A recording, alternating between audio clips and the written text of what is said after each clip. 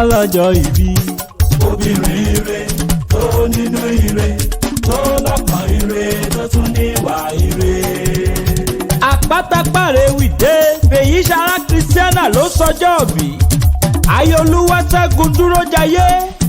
ó yá máa wọlé máa rọra pọ́nbẹ́pọ̀ rẹ̀ lẹ́rìn ẹ̀yẹ olóríire abiyamọ. mama grace mama àánú mama olúwa ṣe mí lóore ìyá olúwa dára sí mi. ìyá olúwa pa mí lẹ́rìn UK ló wà tó ti ń ṣiṣẹ́ ajé lágbára lọ́wọ́ ọlọ́run akérò òkè òkun délé. wàá máa rí tajé ṣe rírí ṣe rẹ ò ní dáwọ́ dúró o akọgun tó ń lọ́rọ́ mi wá o. you are the matron of AKURE sons and daughter home and abroad ọmọ àkúrẹ́ olóyè mẹ́kùn ọmọ amúdàálẹ̀ mọ́gbẹ́nu pani.